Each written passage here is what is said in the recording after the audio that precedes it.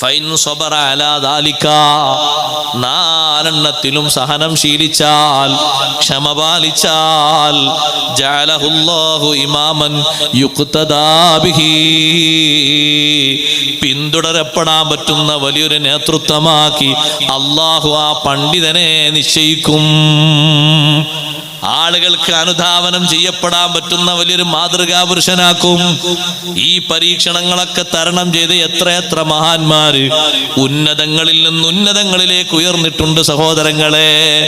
അപ്പോ മറ്റുള്ളവരോട് കാണിക്കേണ്ട ക്ഷമാപൂർവമുള്ള വിഷയം അതാണ്. വസ്വാബിറൂ, ക്ഷമ പാലിക്കണേ, മറ്റുള്ളവരോട് ക്ഷമയോടെ വർത്തിക്കണേ.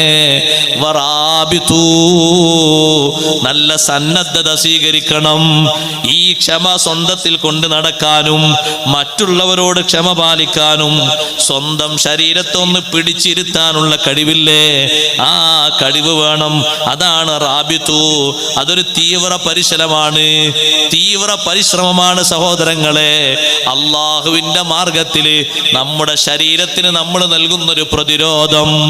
ഈ റാബിത്തു എന്നതിനെ സംബന്ധിച്ച് മഹാന്മാരായ പണ്ഡിതന്മാര് നൽകിയ തഫ്സീറിൽ കാണാം. അതെ, ക്ഷമാപൂർവം ഇബാദത്തിന്റെ വിഷയത്തിൽ ഉറച്ചു നിൽക്കാനുള്ള കഴിവാണ്. അൽ മുദാവമതു ഫീ മകാനിൽ ഇബാദത്തി വസ്സബാത്ത്, ആരാധന നടത്തുന്ന സ്ഥലത്ത് ഉറച്ചു നിൽക്കാനും പതിവായി ചെയ്യാനുള്ള കഴിവ്. ചെയ്യുന്ന ആരാധന വിട്ടുപോകുന്നില്ല, നിശ്ചയിച്ച് കരുതിയ ഇബാദത്ത് പൂർത്തിയാക്കാതെയും പോകുന്നില്ല. ഒരു ജുസു ഓതാൻ വേണ്ടിയിരുന്നു, പൂർത്തിയാണിന് മുമ്പ് നീച്ചു പോ, എന്നാ ഈ പറയുന്ന മുറാബത്ത് എത്തിയിട്ടില്ല. സന്നദ്ധത സജ്ജീകരണം എന്ന് പറഞ്ഞാൽ ഒരു തീവ്ര പരിശ്രമമാണ്, കഠിന യത്നം, തീവ്ര യത്നം സ്വന്തം ശരീരത്തിന് കൊടുക്കുക. ഇരിപ്പുറപ്പിക്കാൻ കഴിയണം. നിശ്ചയിച്ച ഈ അമൽ ചെയ്ത് പൂർത്തിയാക്കിയിട്ടല്ലാതെ അനങ്ങൂല, മാറൂല. ആ കഴിവ് സ്വീകരിക്കാൻ അള്ളാഹു തൗഫീഖ് നൽകട്ടെ. ഈ മുറാബത്തെ വിശദീകരിച്ചിടത്ത് ചില ഹദീസിലൊക്കെ കാണാം, തഫ്സീറിലൊക്കെ കാണാം. അഷ്റഫുൽ ഖൽഖ് മുഹമ്മദുർ റസൂലുള്ളാഹി സ്വല്ലല്ലാഹു അലൈഹി വസല്ലം തങ്ങൾ പറഞ്ഞു, അലാ ഉഖ്ബിറുക്കും ബിമാ യംഹുല്ലാഹു ബിഹിൽ ഖതായാ, കുറ്റങ്ങൾ അല്ലാഹു മായ്ക്കുന്ന കാര്യങ്ങൾ നിങ്ങൾക്ക് ഞാൻ പറഞ്ഞു തരട്ടെ. വയർഫഉ ബിഹി ദറജാത്ത്, അതുകൊണ്ട് അല്ലാഹു ഒരുപാട് സ്ഥാനങ്ങൾ ഉയർത്തിത്തരും. കുറ്റകൃത്യങ്ങൾ അല്ലാഹു മായ്ച്ചു തരും. ഒന്ന് എണ്ണി പറഞ്ഞത് ഇസ്ബാഗുൽ വുളൂഇ അലൽ മകാരിഹി, പ്രയാസമുള്ള പ്രതിസന്ധിയുള്ള ഘട്ടങ്ങളിലും വുളൂ പൂർത്തിയാക്കിയെടുക്കാനുള്ള കഴിവ്. പ്രയാസമുള്ള ഘട്ടങ്ങളിൽ വുളൂ പൂർത്തിയെടുക്കാനുള്ള കഴിവ് എന്ന് പറഞ്ഞാൽ, വിശദമായി പറഞ്ഞാൽ, ഒന്ന് തണുപ്പ്, നല്ല തണുപ്പുണ്ട്, അവിടെ 3 പ്രാവശ്യം കഴുകി വുളൂ എടുക്കണം. വെള്ളം കുറവാണ്, എന്നാലും കിട്ടുന്നത് കൊണ്ട് 3 പ്രാവശ്യം കഴുകണം. അതിനുപയോഗിക്കാൻ കഴിയണം. കുറഞ്ഞ വെള്ളം കൊണ്ട് വുളൂ എടുത്ത് ശീലിക്കണം. വലിയ പ്രയാസം തന്നെ. ഒരു കുപ്പി വെള്ളം കൊണ്ട് വുളൂ ഒന്നായിട്ട് എടുക്കാൻ കഴിയും. സാധാരണ ഒരു ബക്കറ്റ് വെള്ളം കൊണ്ടാണ് വുളൂ എടുക്കല്, ഒരു കുപ്പി വെള്ളം കൊണ്ട് വുളൂ എടുക്കണം. അത്രേ വെള്ളം കിട്ടാനുള്ളൂ. ആ എടുക്കുന്ന വുളൂ 3 പ്രാവശ്യം എടുക്കണം, 3 പ്രാവശ്യം കഴുകണം, കഴുകി ശീലിക്കണം. മറ്റൊന്ന് പ്രയാസമുള്ള നേരമാണ്, പക്ഷെ പൂർത്തിയാക്കി എടുക്കണം. ജമാഅത്ത് തുടങ്ങിയിട്ടുണ്ട്, വുളൂവിന്റെ അവലുള്ള ദിക്റും ആഖിറിലെ ദിക്റൊക്കെ കഴിയുമ്പോഴേക്ക് വലിയ പ്രയാസമാണല്ലോ. ഒക്കെ ചെല്ലണം, ചൊല്ലിയിട്ട് നിസ്കരിക്കാൻ അങ്ങോട്ട് കയറണം. ജമാഅത്തും കൂടി കിട്ടൂല, ഒരൊറ്റ ജമാഅത്തിന്റെ ഒരു ചെറിയ വകുപ്പും കൂടി കിട്ടൂല എന്ന് കാണുമ്പോ നീ വേണമെങ്കിൽ ആ ഫർദിലൊക്കെ ചുരുക്കിയിട്ട് ജമാഅത്തിന് പോയി പങ്കെടുത്തോ. സുന്നത്തായ നിലക്കൊരു ചുരുക്കം അവിടെ തുടങ്ങിയിട്ടുള്ളൂ, ഇഖാമത്ത് കൊടുത്ത് തുടങ്ങിയിട്ടേ ഉള്ളൂ. റക്അത്ത് 1, 2, 3 ഉണ്ട് മഗ്‌രിബിന്. ഇനിയൊരു പക്ഷെ അത് കഴിഞ്ഞാൽ വേറെയും ജമാഅത്ത് കിട്ടാൻ സാധ്യതയുണ്ട്. ഈ അവലും ആഖിറിലുള്ള ദിക്റൊക്കെ ചൊല്ലിയിട്ട് പോയാൽ മതി. എങ്ങോട്ടാ അതിങ്ങനെ ഓടിപ്പോകുന്നത്? ഇത് പൂർത്തിയെടുക്കാനുള്ള കഴിവ്. പഴയ കാലത്തെ നമ്മുടെ ഉപ്പാപ്പമാർ ഉമ്മാമ്മമാർ ഉദു കൊടുത്താൽ ഈ ദിക്ർ 2 ഘട്ടത്തിലുള്ള ദിക്ർ പൂർത്തിയാക്കിയിട്ടല്ലാതെ അവർ മുന്നോട്ട് പോകൂല. അവർക്ക് ആ സന്നദ്ധത, ദീനിന്റെ വിഷയത്തിൽ ശരീരത്തെ പിടിച്ചിരുത്താനുള്ള കഴിവ് നല്ലോണം ഉണ്ടായിരുന്നു. അത് നല്ലോണം വേണം. രണ്ടാമത്തെ വിഷയം തീരെയില്ല. ഒരു നിസ്കാരം കഴിഞ്ഞിട്ട് മറ്റൊരു നിസ്കാരത്തെ കാത്തിരിക്കുന്നൊരു കാത്തിരിപ്പ്. മഗ്രിബ് കഴിഞ്ഞാൽ പഴയ കാലത്ത് ഇശാവും കഴിഞ്ഞ് പള്ളിയിൽ നിന്ന് പോകുന്ന ഒരുപാട് ആളുകളെ കാണാമായിരുന്നു. മഗ്രിബിന് വന്നതല്ലേ, ഇനിപ്പാകെ അരമണിക്കൂർ 3/4 മണിക്കൂറേ ഉള്ളൂ, ഇശാ ബാങ്ക് കൊടുക്കാൻ കുറച്ചൊന്ന് ഓതട്ടെ. പതിവായി ചൊല്ലുന്ന കുറെ ഔറാദുകളുണ്ട്, അതും ചൊല്ലിയിട്ട് ഇശായിന്റെ ബാങ്കങ്ങ് കൊടുത്ത് നിസ്കാരം കഴിഞ്ഞിട്ട് പോകാം. ഒരു നിസ്കാരം കഴിഞ്ഞിട്ട് മറ്റൊരു നിസ്കാരത്തെയും കാത്തിരിക്കുന്ന സ്വഭാവം, അതും വലിയൊരു സന്നദ്ധതയാണ്. മഗ്രിബ് നിസ്കാരം കഴിഞ്ഞിട്ട് സമയവും ഒഴിവും കഴിവൊക്കെ ഉണ്ടെങ്കിൽ, ഉമ്മമാരെ, മറ്റു തിരക്കുകളും കാര്യങ്ങളൊന്നും ഇല്ലെങ്കിൽ ഇശായിന്റെ നിസ്കാരം വരെ കാത്തിരിക്കുന്നത് വല്ലാത്ത ശ്രേഷ്ഠതയുള്ളൊരു അമലാണ്. ബാക്കി കുറെ കാര്യങ്ങൾ അവിടെ ചെയ്തു തീർക്കാനുണ്ടെങ്കിൽ നിസ്കാരക്കുപ്പായം ഇട്ട് നിങ്ങൾ അങ്ങനെ ഇരിക്കണ്ട. ദിക്റും ദുആവും കഴിഞ്ഞ് ആ കർമ്മങ്ങളിലേക്ക് നീങ്ങിക്കോളൂ. അത് മുടങ്ങിപ്പോകാൻ പാടില്ല. മൂന്നാമത്തത് കസ്റത്തുൽ ഖുതാ ഇലൽ മസാജിദി, പള്ളികളിലേക്കുള്ള കാലടിപ്പാടുകൾ അധികരിപ്പിക്കുക. പള്ളികളിലേക്ക് നോക്ക് നിങ്ങൾ, സൗകര്യങ്ങളും സംവിധാനങ്ങളും കൂടി വന്നു. എത്ര പള്ളികളുണ്ട് 1 കിലോമീറ്ററിനുള്ളില്, പക്ഷേ ചവിട്ടടികൾ ഇന്ന് കുറവാണ്. ചവിട്ടടി വെച്ചു പോയാൽ ഒരുപാട് ഗുണങ്ങൾ കിട്ടാനുണ്ട്. സുബ്ഹിക്ക് എല്ലാവർക്കും കഴിയും, ഇശായിന് കഴിയുന്നവരുണ്ട്, മഗ്രിബിനും ഒക്കെ കഴിയുന്നവരുണ്ട്. ആ പള്ളിയിലേക്കുള്ള നടത്തം അധികരിപ്പിക്കൽ. 3 പറഞ്ഞിട്ട് നബി സല്ലല്ലാഹു അലൈഹി വസല്ലം പറഞ്ഞു, ഫദാലികുമുർ റിബാത്ത്, ഫദാലികുമുർ റിബാത്ത്, ഫദാലികുമുർ റിബാത്ത്.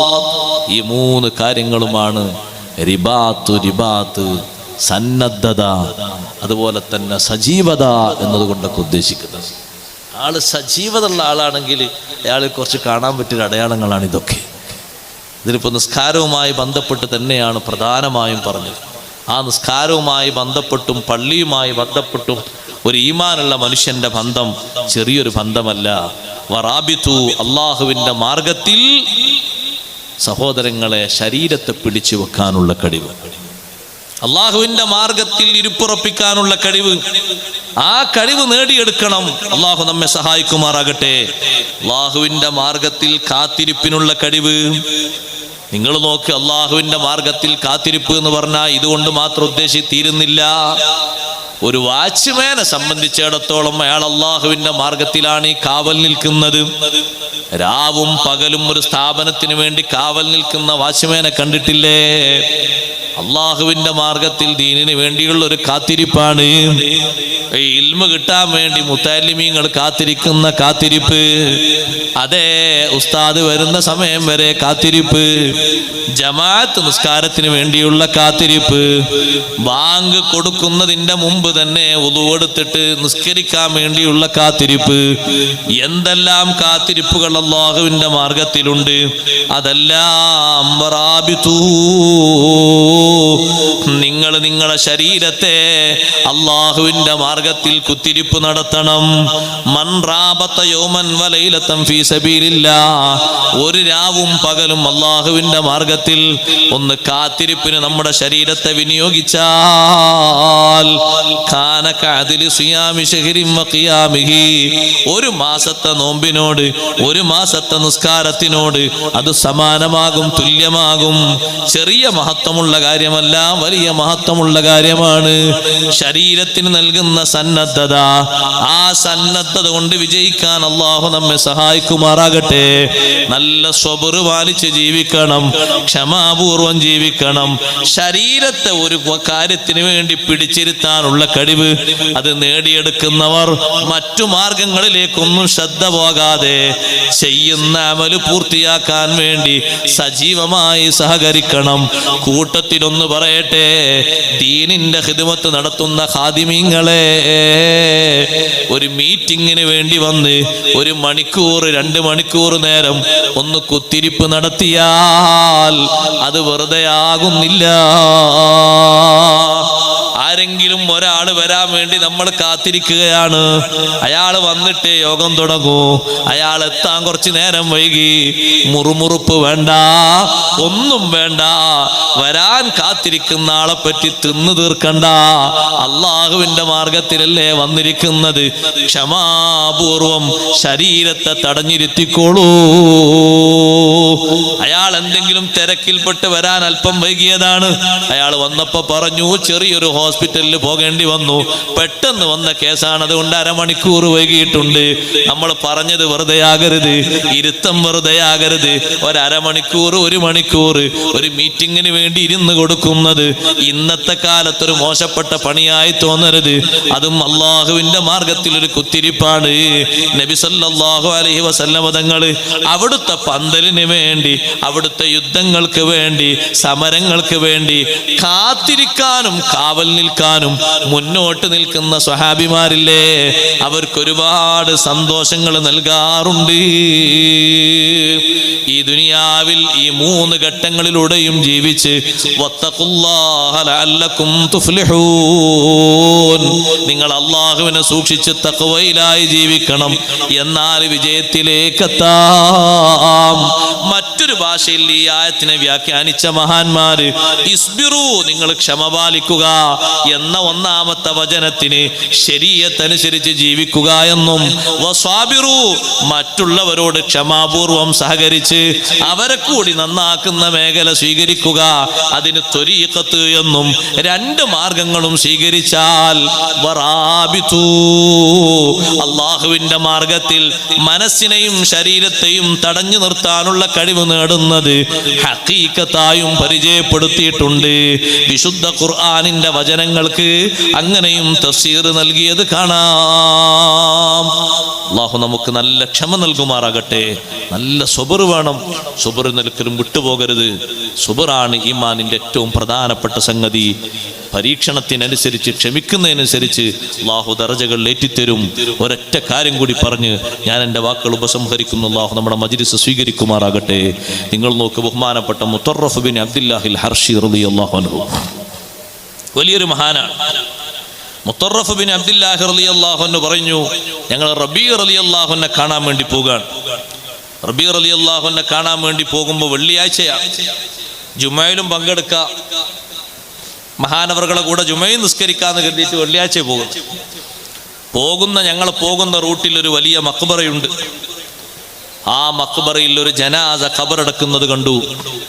കിട്ടിയ നേരാണല്ലോ, ഒരു ജനാസ ഖബറെടുക്കുമ്പോൾ ഒന്ന് കൂടിക്കൊടുത്താൽ വലിയ കൂലിയല്ലേ. ഒന്ന് നിസ്കരിക്കാനും ഒന്ന് ഖബറെടുക്കാനൊക്കെ ഒന്ന് കൂടിക്കൊടുക്കാന്ന് കരുതിയിട്ട് അങ്ങോട്ട് പോയി. അങ്ങനെ ആ ജനാസ ഖബറടക്കുന്നതിൽ ഞങ്ങളൊന്ന് പങ്കെടുത്തു. അങ്ങനെ വലിയ പുണ്യമുള്ള സംഗതിയാണത്. ജനാസ ഖബറടക്കുമ്പോൾ കുറച്ചാളുകളാണ് അവിടെ കൃത്യം നിർവഹിക്കുന്നതെങ്കിലും ഒന്ന് ഷാഹിദായി, സാക്ഷിയായി കൊടുത്താൽ നമുക്കും കിട്ടും, ഫർള് കിഫായന്റെ കൂലിയൊക്കെ കിട്ടും. അത് ചെറിയൊരു സംഗതിയല്ല, വലിയ സംഗതിയാണ്. അപ്പൊ അതിനു വേണ്ടി ഞങ്ങൾ കുറച്ചാളുകൾ അങ്ങോട്ട് ചെന്നു.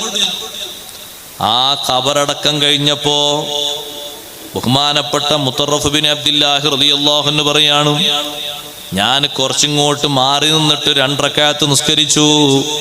ഖബറിൽ നിന്ന് കുറെ അങ്ങോട്ട് വന്നിട്ട് 2 റക്അത്ത് നിസ്കരിച്ചു. ആ നിസ്കാരം ഞാൻ അങ്ങ് വളരെ തഖ്ഫീഫാക്കി, ചുരുക്കിയാ നിസ്കരിച്ചത്. ചുരുക്കി നിസ്കരിക്കാൻ, ശരിക്ക് ഭദ്രമായി സുന്നത്തുകളൊക്കെ പൂർത്തിയാക്കി നിസ്കരിക്കുന്നത് എനിക്ക് തൃപ്തിപ്പെട്ടില്ല. ഒന്ന് ചുരുക്കി നിസ്കരിക്കാമെന്ന് കരുതിയിട്ട് 2 റക്അത്ത് ഞാനൊന്ന് ചുരുക്കി നിസ്കരിച്ചു. നിസ്കാരം കഴിഞ്ഞിട്ട് ഞാനൊന്ന് ഇരുന്നൊന്ന് തൂങ്ങിയുറങ്ങിയപ്പോ നേരത്തെ ഖബറടക്കിയ ഖബറാളിയെ ഞാൻ കണ്ടു. ആ ഖബറാളി വന്നിട്ട് എന്നോട് സംസാരിക്കുന്നു. ഒരു 2 റക്അത്ത് നിസ്കാരം ഒന്ന് ഭദ്രമായി ഉറപ്പിച്ച് സൂക്ഷ്മതയോടെ നിർവഹിക്കാൻ നിങ്ങൾക്ക് സാധിച്ചില്ല അല്ലേ? 2 റക്അത്തല്ലേ നിസ്കരിച്ചത്, അത് തന്നെ നിങ്ങൾ ചുരുക്കി കളഞ്ഞല്ലോ. അങ്ങനെയാണ് നിങ്ങൾ ചെയ്തത്. നിങ്ങൾ കുറെ കാര്യങ്ങൾ ചെയ്യുന്നു, പക്ഷേ ചെയ്യുന്നതിനെ പറ്റി നിങ്ങൾ അറിയുന്നില്ല, ചിന്തിക്കാനോ നിങ്ങൾ ശ്രമിക്കുന്നില്ല. എന്നിട്ട് ആ ഖബറടക്കിയ ഖബറാളി മുത്തറഫ് ബിൻ അബ്ദുല്ലാഹി റളിയല്ലാഹു അൻഹുവോട് പറയുന്നു, നിങ്ങളെപ്പോലെ നിങ്ങൾ നിസ്കരിച്ച 2 റക്അത്ത് പോലെ ഞാനാണ് നിസ്കരിക്കുന്നതെങ്കിൽ ഞാനത് ഭദ്രമായി സുന്നത്തുകളും പാലിക്കേണ്ടതൊക്കെ പാലിച്ച് നന്നായി നിസ്കരിക്കുന്നത് ദുനിയാവ് മൊത്തം കിട്ടുന്നതിനേക്കാളും എനിക്ക് സന്തോഷമാണ്.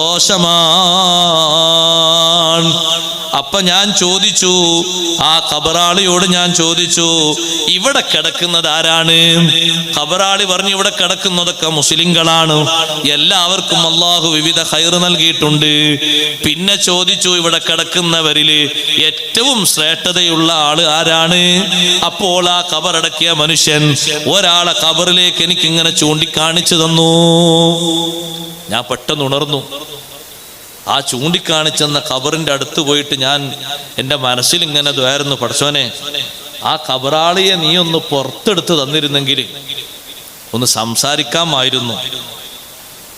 എന്താണ് അയാൾക്ക് ആ മഹത്വം കിട്ടാനുള്ള കാരണം എന്ന് ചോദിക്കാമായിരുന്നു. കുറച്ച് കഴിഞ്ഞപ്പോൾ ഖബറിന്റെ ഉള്ളിൽ നിന്നൊരു ചെറുപ്പക്കാരൻ പുറത്തു വന്നു. ഒരു യുവാവാണ്, വയസ്സായിട്ടൊന്നുമില്ല. ഞാൻ ചോദിച്ചു, നിങ്ങളാണോ ഇക്കിടക്കുന്ന ഖബറിൽ കിടക്കുന്ന ഖബറാളികളുടെ കൂട്ടത്തിൽ മഖബറയിൽ ഏറ്റവും സ്ഥാനമുള്ള ആൾ നിങ്ങളാണോ? അങ്ങനൊക്കെ ആളുകൾ പറയുന്നുണ്ട്, എനിക്കാണ് ഏറ്റവും വലിയ ബഹുമാനം കിട്ടിയത്. എന്തുകൊണ്ടാ നിങ്ങൾക്ക് ബഹുമാനം കിട്ടിയത്? പ്രായം കൂടുതൽ നിങ്ങൾക്ക് കാണുന്നില്ലല്ലോ, നിങ്ങൾ ചെറുപ്പക്കാരനാണല്ലോ, സുദീർഘമായ ഹജ്ജും ഉംറയൊന്നും നിങ്ങൾ ചെയ്തിട്ടില്ലല്ലോ, അള്ളാഹുവിന്റെ മാർഗത്തിൽ നിങ്ങൾ ജിഹാദ് നടത്തിയിട്ടുണ്ടോ? ഇല്ല. കുറെ കാലത്തെ അമലും നിങ്ങൾക്കില്ല. പക്ഷേ ആ ചെറുപ്പക്കാരൻ പറഞ്ഞു, ഖദുബ്തുലീതു ബിൽ മസാഇബി, ഒരുപാട് പരീക്ഷണങ്ങൾ എനിക്ക് ജീവിതത്തിൽ വന്നിട്ടുണ്ട്. സ്വന്തത്തിൽ വന്നിട്ടുണ്ട്, കുടുംബത്തിൽ വന്നിട്ടുണ്ട്, കൂട്ടുകാരിൽ വന്നിട്ടുണ്ട്, നാട്ടുകാരിൽ വന്നിട്ടുണ്ട്. പക്ഷേ എല്ലാം ഞാൻ ക്ഷമിച്ചു കളഞ്ഞു. ഒന്നിനും എനിക്ക് ക്ഷമയിലൊരു കുറവുണ്ടായിരുന്നില്ല. ഫബിദാലിക ഫുള്ളിൽതുഹും, ആ ഒരൊറ്റ കാരണം കൊണ്ടാണ് ഈ കിടക്കുന്ന ഖബറാളികളിൽ അള്ളാഹു എനിക്ക് വലിയ സ്ഥാനം തന്നത്. അതുകൊണ്ട് സഹോദരങ്ങളെ, നല്ല ക്ഷമാപൂർവം ജീവിക്കണം. ക്ഷമ ഏറ്റവും കൂടുതൽ കയ്യിൽ പിടിച്ച് ശരീരത്തിൽ പിടിച്ച് കൂടെ കൊണ്ട് നടക്കേണ്ട സന്ദർഭത്തിലാണ് നമ്മളെ ജീവിതമുള്ളത്. ദീനിന്റെ ഒരു കാര്യം നമ്മുടെ ഷിആറ്, നമ്മുടെ കൂടപ്പിറപ്പായി കൊണ്ട് നടക്കാൻ ഏറ്റവും സാഹസികമായ രംഗങ്ങൾ നേരിടുന്ന സമയമാണ്. ഒരു ദീനിന്റെ അടയാളം കൊണ്ട് നടക്കുമ്പോ പരിഹാസവും മറ്റുമൊക്കെ പതുക്കെ പതുക്കെ പല ഭാഗങ്ങളിലും മുളച്ചു പൊന്തുന്ന സന്ദർഭമാണ്. ക്ഷമാപൂർവം സ്വീകരിച്ച് മുന്നോട്ട് നീങ്ങണം. കുറഞ്ഞ കാലം സഹിച്ചാൽ മതി, കുറഞ്ഞ കാലം ക്ഷമിച്ചാൽ മതി. എന്നാൽ നീണ്ട കാലത്തെ സുഖം ആഖിറത്തിൽ അനുഭവിക്കാം. സ്വർഗം കൊടുത്തതും ക്ഷമയുടെ പേരിലല്ലേ. വജസാഹും ബിമാ സബറു ജന്നതൻ വഹരീറാ. മഹാന്മാർക്ക് അല്ലാഹ് സ്വർഗം കൊടുത്തതിനെ പറ്റി ഖുർആനിൽ പറയുന്നത് വജസാഹും ബിമാ സബറു, അവർ ക്ഷമിച്ചത് കൊണ്ട് അല്ലാഹു അവർക്ക് ഫലം നൽകി. ജന്നതൻ വഹരീറാ, നല്ല പട്ടുവസ്ത്രവും നല്ല സ്വർഗജീവിതവും നൽകി. അതുകൊണ്ട് ക്ഷമപൂർവം ജീവിച്ചുകൊണ്ട് മഹാന്മാര് ക്ഷമിച്ച തലങ്ങളിലൊക്കെ നല്ലോണം ക്ഷമ പാലിച്ച് നല്ല ക്ഷമയോടെ ഈമാനോടെ മുന്നേറണം. അള്ളാഹു വിജയികളിൽ നമ്മൾ ഉൾപ്പെടുത്തി തെരുമാറാകട്ടെ.